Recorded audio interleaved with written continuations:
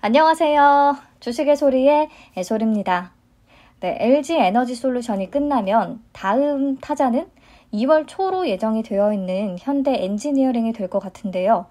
LG에너지솔루션을 통해서 공모주 청약의 맛을 한번 다들 봤기 때문에 다음에 또 할 게 뭐가 있나 벌써 입맛 다시고 계실 것 같아요. 그래서 현대엔지니어링 미리 관련된 알짜 정보들만 싹 이번 영상에서 한 번에 다 설명을 드리려고 합니다. 영상의 길이가 길다는 거 미리 고지할게요. 대신 댓글에 타임스탬프로 표시를 해둘 테니까 필요한 부분만 계속 스킵해서 들어주셔도 상관없습니다. 우선 공모 개요부터 같이 볼까요? 희망 공모가 밴드는 57,900원에서 75,700원을 제시했거든요. 그래서 공모 규모가 공모가 밴드 상단 기준 1조 2,112억 원 정도가 되고요. 예상 시가총액도 상단 기준으로 6조가 조금 넘는 그런 규모가 큰 대형 IPO 되겠습니다. 청약은 설날 연휴 끝나고 바로 2월 3일에 진행이 되고요. 주말을 꼈기 때문에 환불은 4일이 걸린다는 거 체크해 주시면 되겠고, 청약 가능 증권사가 이번에도 많습니다. 총 7개 증권사 챙겨보시면 되는데, 마지막 부분에 제가 어떤 증권사가 가장 유리할지 다시 한번 말씀을 드릴게요. 네, 현대엔지니어링의 공모는 신주 모집 25%, 구주 매출 75%로 진행이 됩니다. 여기서 구주 매출이라는 것은 현대엔지니어링의 주식을 이미 보유하고 있던 기존 주주가 일부 가지고 있던 지분을 이번 IPO를 통해서 팔게 되는 것을 의미하거든요. 일반 청약자와 기관 투자자들이 이 기존 주주가 판 지분을 공모 청약을 통해 받게 되는 거고요. 그래서 구주 매출은 보통 단점으로 인식이 되는데, 왜냐하면 공모 자금이 회사로 유입되는 게 아니라 지분을 판 기존 주주들에게 돌아가잖아요. 회사가 신규로 주식을 발행해서 공모하는 신주 모집의 경우에 공모 자금이 다 회사로 들어오게 되는데 구주 매출은 아닌 거죠. 네, 그래서 공모 자금이 회사 발전에 쓰일 수 없다는 측면에서 부정적으로 인식이 됩니다. 그런데 구주 매출 비율이 75%나 된다고요? 심지어 누가 보유 지분을 내놨나 보니까 정몽구, 정의선, 현대글로비스, 기아, 현대모비스 이렇게 현대차 그룹 오너 일가의 비중이 굉장히 높고요. 그리고 주요 계열사들도 갖고 있던 현대엔지니어링의 지분 일부를 다 내놨죠. 좋게 보이나요? 그렇지 않죠. 특히 정의선 회장이 이번 IPO를 통해서 내놓는 주식수가 가장 많습니다. 자, 보세요. 공모가 상단 기준으로 4,044억 원을 손에 쥐게 되거든요. 반면에 현대엔지니어링이 이번에 신주를 발행해서 마련하게 되는 자금은 3,000억 원 정도입니다. 즉, 이번 공모를 통해 현대엔지니어링이 얻게 되는 자금보다 정의선 회장이 챙겨가는 돈이 더 많다는 뜻이에요. 그래서 이런 말이 나옵니다. 정의선 회장의 현금 마련용 상장이 아니냐. 그럼 궁금하죠? 정의선 회장은 왜 현금이 필요할까? 자, 이 정의선 회장으로 승계가 이어지는 과정에서 현대차 그룹이 가지고 있는 문제가 크게 2개 있어요. 1번 일감 몰아주기 규제, 2번 수단 출자. 첫 번째부터 보면요. 공정거래법이 개정이 되면서 총수 일가의 지분이 20% 이상인 대기업 집단 계열사에 대해 일감 몰아주기 규제가 적용이 되고 있습니다. 근데 그림을 보시면 정의선 회장의 현대글로비스에 대한 지분이 23.3%나 있고요. 또 정몽구 명예회장의 지분율은 6.7%예요. 더하면 20%가 당연히 넘죠. 그래서 일감 몰아주기 규제를 피하려면 이 지분율을 20% 밑으로 낮춰야만 했습니다. 근데 상장 전에 이걸 해결할 거라고는 생각 안 했거든요. 그런데 지난 5일 정몽구 명예회장이 현대글로비스의 지분 6.71% 가지고 있던 걸 다 팔았고요. 정의선 회장도 3.29% 정도 블록딜로 매각했어요. 그래서 표를 보시면 매각 후에 정의선 회장의 지분율이 19.9%로 낮아졌고요. 정몽구 회장은 0% 다 팔았습니다. 그렇게 해서 20% 밑으로 딱 맞춘 거죠. 그러니까 이번 글로비스 지분 매각을 통해서 정몽구 명예회장은 4,104억 원을 챙기게 됐고요. 정의선 회장은 2,000억 원의 현금 실탄을 마련하게 됐습니다. 물론 일감 몰아주기 규제를 피하려는 목적이 분명히 있겠지만 시장에서는 이걸 두고 승계 과정에서의 지배구조 개편 신호탄이다 라는 말을 해요. 왜일까요? 그 이유가 바로 두 번째 과제로 이어집니다. 자, 두 번째로 해결해야 되는 과제는 순환출자 구조예요. 그림에서 제가 네모쳐둔 부분을 보시면요. 현대모비스가 현대차의 지분을 가지고 있고 현대차가 기아의 지분을 가지고 있고요. 다시 기아가 현대모비스를 지배하는, 즉 현대모비스에서 현대차, 기아, 다시 현대모비스로 이어지는 이런 순환출자 구조를 가지고 있습니다. 이게 뭐가 문제냐라고 할 수 있겠지만 하나의 회사가 어려움을 겪게 되면 막 연쇄적으로 영향을 받게 된다는 부분도 있고 여러 가지로 좀 불안정적인 지배 구조라고 평가가 됩니다. 순환출자를 해결하지 못한 유일한 대표 그룹이기도 해요. 그래서 아무튼 이 순환출자의 구조를 끊어내려면 최종적인 현대차 그룹의 목표는요. 현대모비스를 지배구조 가장 최상단에 두고요.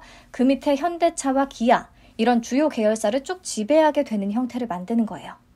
그렇다면 문제가 있죠. 그림에서 보면 정의선 회장의 현대모비스 지분율이 0.32%밖에 안 되잖아요. 너무 낮아요. 그래서 현금을 마련해 현대모비스의 지분을 계속 늘려나갈 것이다 라는 얘기가 나오는 겁니다. 그러니까 현대글로비스의 매각도 현대모비스의 지분 매입을 위한 그런 현금 확보 차원이라는 거죠. 알 수 없지만.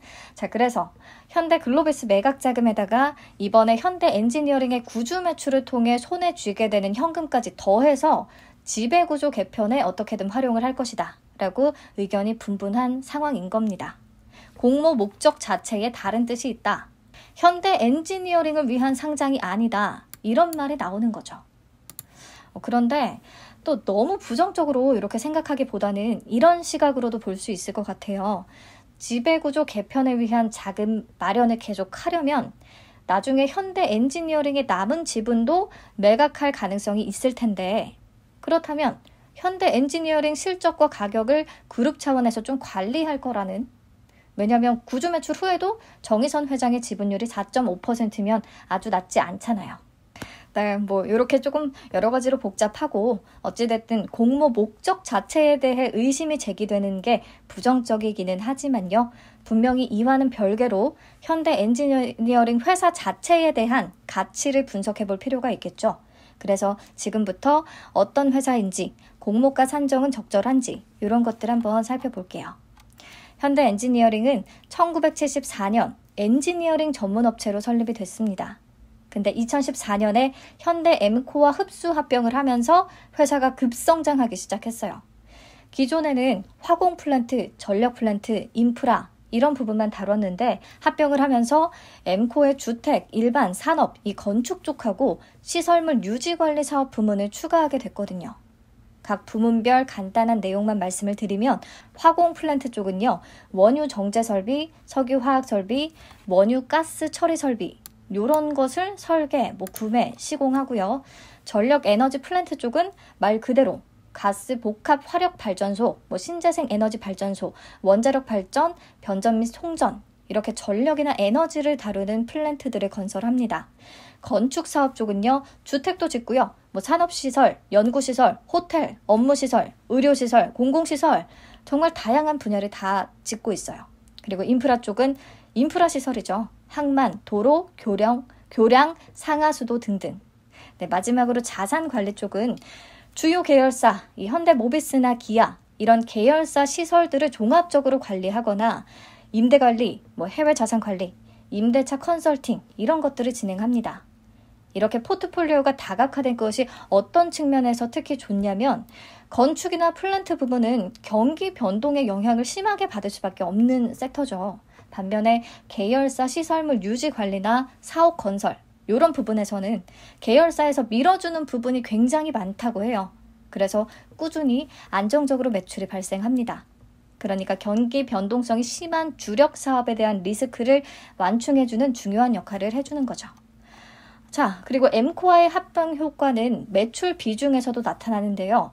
건축 사업 쪽이 성장을 굉장히 하게 된 거죠. 지난 2019년 38.34%에 불과했던 건축과 주택 부문의 매출 비중이 올해 3분기에 45.70%까지 증가했습니다. 올해 주택시장이 호황이었던 영향도 있고요. 어쨌든 엠코의 건축 부문을 이어받았기 때문에 가능했던 결과죠. 반면에 핵심 사업이었던 플랜트나 인프라 부문의 비중은 2019년 49.61%에서 올해 3분기 42.22%로 소폭 줄어든 모습을 보였습니다. 건축 쪽의 얘기를 조금 더 해보자면 재밌는 게요. 현대 엔지니어링이 현대 엠코를 합병하면서 주택 분야를 품기는 했는데 현대 엠코의 아파트 브랜드가 엠코타운이었거든요. 들어본 적 있으신가요? 브랜드 인지도가 매우 낮죠. 그래서 현대건설하고 힐스테이트 브랜드를 사용하기로 합의를 보고요. 그 브랜드 사용료를 매년 현대건설에 지불하고 있습니다. 힐스테이트 브랜드로 창출한 연 매출의 0.4%씩. 그런데 다트에서 최근 문서들을 쭉 보다 보니까요.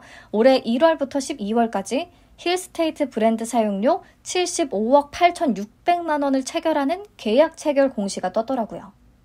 그런데 올해 사용료 75억 8,600만 원은요. 작년 사용료에 비해서 27%나 증가한 수치거든요. 그만큼 힐스테이트 브랜드를 사용하면서 얻는 이익이 증가했다는 뜻입니다. 많이 지었고 분양 성적도 좋았고 네, 이런 또 효과가 건설업계의 시공 능력 평가에서 나타나고 있어요. 현대 엠코와 합병을 했던 2014년만 해도 현대 엔지니어링이 10위권에 불과했는데 2021년에는 6위까지 올라온 상황입니다. 전체적으로 또 실적 보시면 최근 3개년간 꾸준히 매출 상승세를 일으키고 있어요. 특히 2021년 3분기 영업이익 3,142억은 전년 동기 대비해서 50%나 상승한 수준입니다. 코로나19와 글로벌 경기 변동성을 완전히 극복하고 뚜렷한 실적 회복세를 보여주고 있어요. 그런데 사업 부문별로 들여다보면 플랜트 인프라 쪽은 매출이 2020년과 2021년의 감소 추세라는 것을 알 수 있고요. 반면에 건축과 주택 쪽은 상승 흐름이고요. 네, 어떤 부분이 잘 돌아가고 있는지 정도를 파악하시면 되겠고 어쨌든 현재, 지금 시점에서의 실적은 굉장히 괜찮아요. 좋은데 현재보다는 앞으로가 더 중요하죠. 그런 측면에서 건설업은요. 얼마나 많이 수주를 신규로 따냈느냐가 굉장히 중요합니다. 자, 신규 수주액 추이인데요. 보시면 작년 3분기 말 기준 10조 원을 돌파했습니다.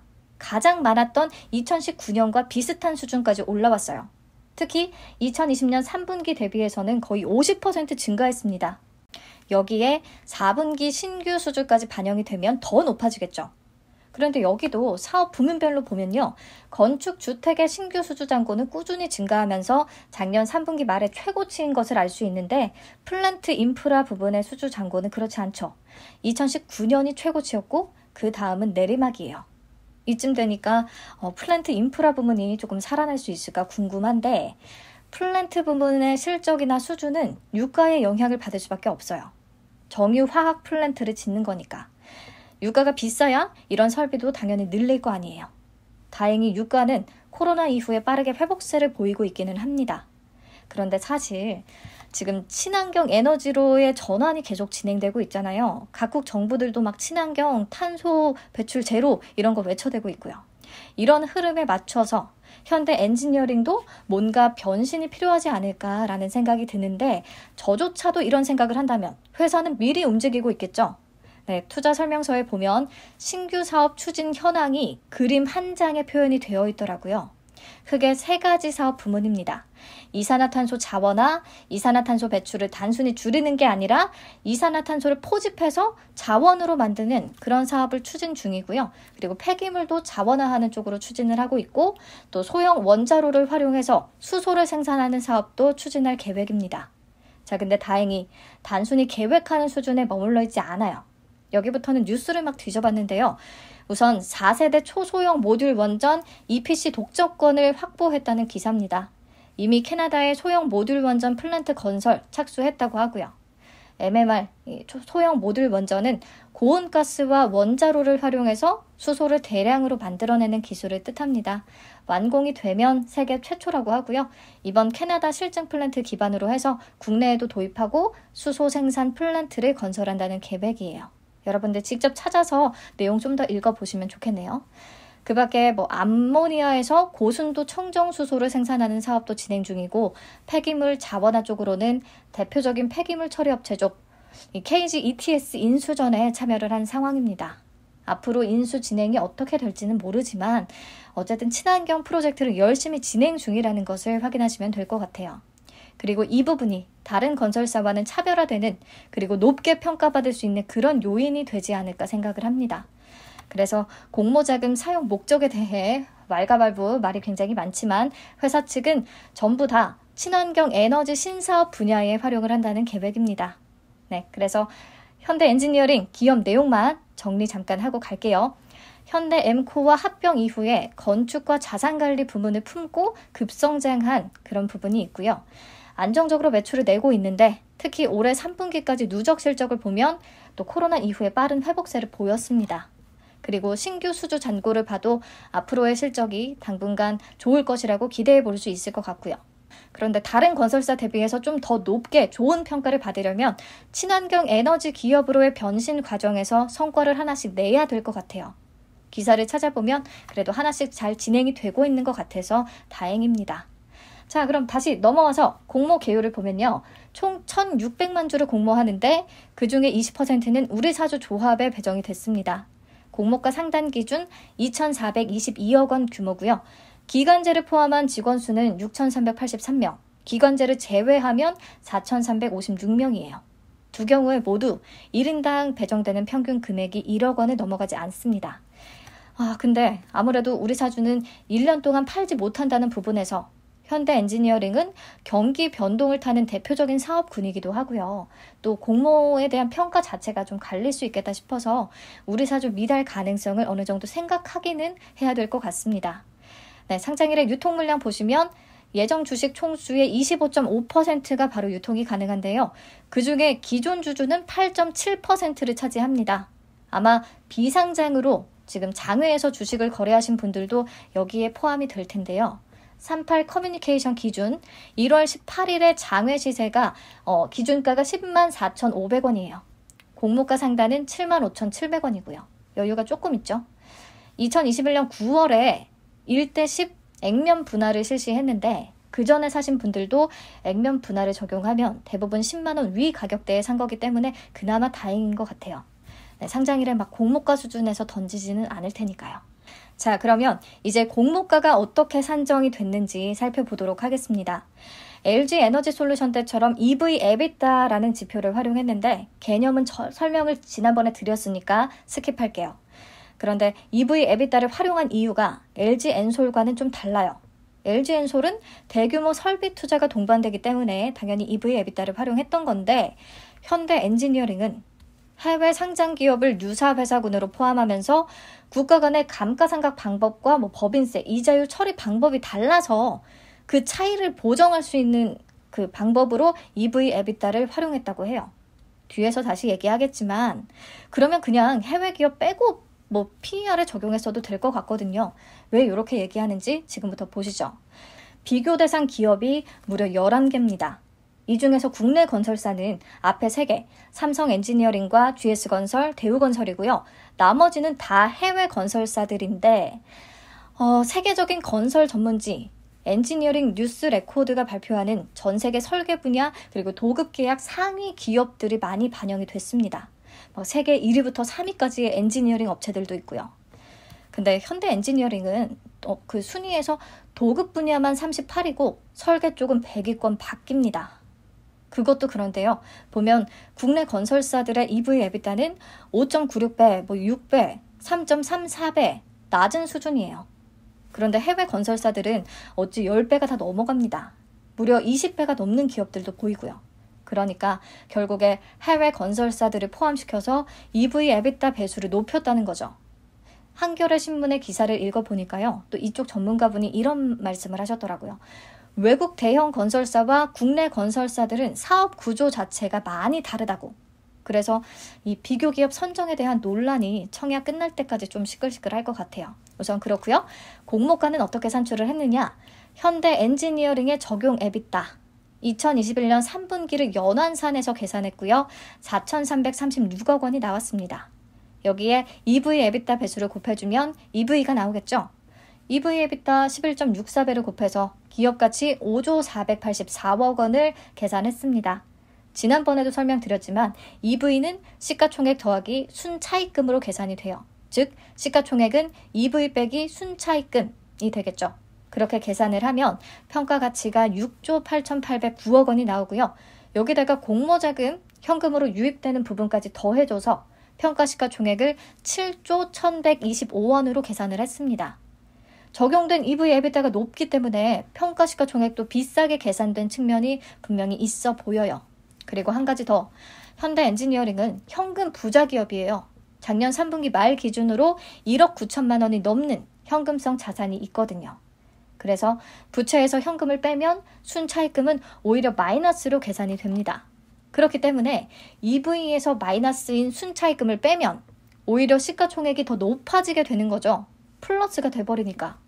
네, 그래서 EV/EBITDA를 활용한 게 이래저래 현대엔지니어링의 몸값을 불리기 위한 수단인 건가 라는 생각이 조금 들었습니다. 우선 넘어가서 평가시총을 적용 주식수로 나눠서 주당 평가가액 88,958원을 도출했고요. 여기에 할인율 34.91%에서 14.90%를 적용했습니다. 이 할인율이 적정한 수준인지는 코스피 시장에 상장한 주요 IPO 기업들의 할인율과 비교해서 보시면 되겠는데요. 네, 공모가 상단 기준으로 적용된 할인율이 크래프톤 다음으로 낮습니다. 이조차도 굉장히 아쉬운 부분이네요. 밸류가 좀 높은 경향이 있으니까 할인이라도 팍팍 해줬으면 그나마 봐줄만 했을 텐데요. 자, 그래서 심플하게 제가 국내 3개의 건설사만 포함시켜서 PER로 밸류에이션을 해봤어요. 그러면 국내 3개 건설사의 평균 PER은 7.97배로 계산이 되고요. 3분기 연환산 순이익에다가 곱해주니까 시가총액은 2조 5,830억 원으로 굉장히 뚝 떨어집니다. 적용 주식수로 나누면 주당 평가가액이 32,307원밖에 안 나와요. 그러니까 어떤 평가 지표를 활용하느냐, 이게 공모가 산정에 굉장히 중요한 영향을 미치게 되는 거예요. 아무튼 공모가 논란은 계속될 것 같습니다. 게다가 현대엔지니어링이 상장을 하게 되면 공모가 상단으로 현재 건설사 1위인 현대건설을 뛰어넘고 시가총액 대장주 자리를 차지하게 되거든요. 모 회사가 현대건설인데 자회사의 가치가 훨씬 커지는 그런 상황이 되는 거죠. 하지만 대형 IPO들은요, 늘 이런 공모가 고평가 얘기가 따라붙기는 하는데 지수 편입 이슈가 이런 우려를 좀 불식시켜주는 영향이 있잖아요. 그래서 현대엔지니어링도 주요 지수에 편입될 가능성이 있을지 한번 체크해 볼게요. MSCI는 유통 가능 시총 측면에서 이미 탈락인 것 같고요. 그나마 코스피 200의 가능성을 봐야 되는데 특례 편입, 조기 편입이 가능하려면 상장 후 15영업일 동안 평균 시가총액이 50위 이내여야만 합니다. 현재 공모가 상단 기준의 시가총액은 6조 525억 원 정도고 18일 기준 시총 60위에 해당해요. 상장 후에 시가총액이 8.3조 정도를 넘게 돼야 50위에 진입할 수 있거든요. 그래서 다른 종목 대비해서 특례 편입 확률을 아주 높게 볼 수 있는 상황은 아닙니다. 무조건 편입된다? 이거 아니에요. 그 상장 후 주가 흐름에 달려있는 거죠. 그래서 혹시나 3월 10일 이때 조기 편입은 어려울 수도 있는데 그 뒤에 정기 변경일인 6월에는 당연히 편입이 될 것으로 생각하고 있습니다. 코스피 200 지수라는 게 코스피 대표 200 종목을 담는 거니까요.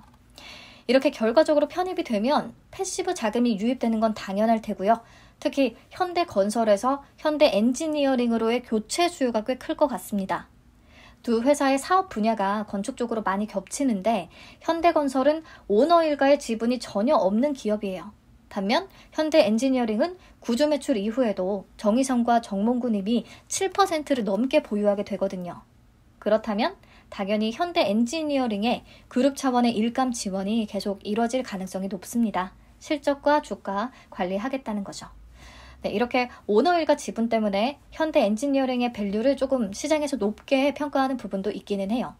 아무튼 수요 예측 결과에 따라서 상장일의 주가 흐름이 영향을 받을 테니까 코스피 200 조기 편입에 대한 확률이 달라질 수 있을 것 같고요.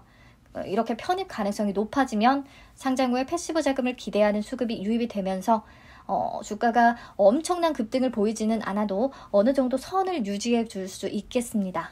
예를 들어서 이런 흐름인 거죠. 현대중공업 같은 지수 편입 전까지의 흐름을 한번 봐주세요. 네, 여기까지 현대엔지니어링의 모든 것 제가 영상 하나에 담아보려고 최대한 노력을 해봤습니다.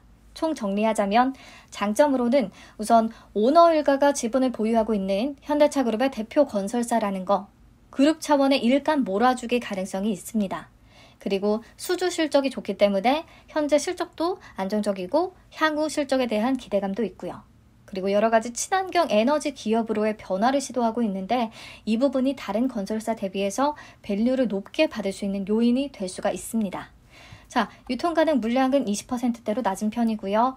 장외 시세가 10만 원 위 가격대를 항상 형성하고 있었어서 그런 부분도 심리적인 측면에서 긍정적으로 작용할 수 있겠습니다. 무엇보다 LG엔솔의 이 뜨거운 열기를 바로 바통 이어받을 가능성이 높죠. 자, 단점은 지배구조 개편을 위한 공모라는 느낌, 이걸 지울 수 없다는 부분과 공모가 고평가 논란, 이 두 개가 굉장히 간단하기는 하지만 중요한 핵심적인 부분이라 신경이 쓰이기는 합니다. 종합적인 판단은 기관의 수요 예측 결과를 참고하시면 될 것 같아요. 자, 이제 배정 물량과 청약 한도 보고요. 가장 유리한 증권사 어디일지 체크하면서 마치도록 하겠습니다. 자, 각 증권사별 배정 물량을 적어놓은 표고요. 참고 청약 건수에 증권사별로 가장 많이 유입이 됐던 건수들을 같이 적어놨어요. 제가 LG엔솔의 청약이 끝나기 전에 자료를 만들었기 때문에 KB증권의 LG엔솔 계좌는 그냥 150만 이상으로만 적어뒀습니다. 네, 쭉 보면 너무 간단하게 답이 나오거든요.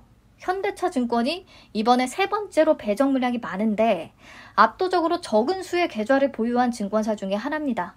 그래서 현대차증권이 유리할 확률이 현재로서는 가장 높습니다. 물론 이런 영상들을 보고 계좌를 지금부터 엄청 만들게 되면 결과는 달라질 수 있지만요. 자, 그리고 증권사별 수수료와 100% 등급 기준의 청약 한도 체크해 주시고요. 계좌는 최대한 언제까지 만들어야 되는지 데드라인도 확인하세요. 현대차와 NH를 제외하고는 청약 당일의 개설 후 바로 청약 가능합니다. 근데 여기서 중요한 거, 현대차 증권이 20일 제한을 2월 2일까지 풀어줬거든요. 이렇게 20일 제한이 풀렸다는 것은요. 20영업일 이내에 다른 증권사 계좌를 만든 이력이 있어도 현대차 증권의 계좌를 비대면으로 개설할 수 있다는 뜻입니다. 그러니까 2월 공모주 일정을 한번 쭉 보시고 필요한 다른 계좌가 있다면 먼저 만드시고요. 2월 2일 전에 가장 마지막으로 현대차 증권 계좌를 비대면으로 편하게 딱 개설을 해주시면 되는 거죠. 제가 현재 파악되는 2월 공모주 일정을 표로 정리해 뒀으니까요. 보시고 필요한 계좌부터 체크하시면 되겠네요. 네, 여기까지 LG엔솔의 다음 타자인 현대엔지니어링 꼼꼼히 살펴봤습니다. 내용 도움 되셨기를 바라요. 수요 예측 결과 나오면 다시 찾아오겠습니다. 감사합니다.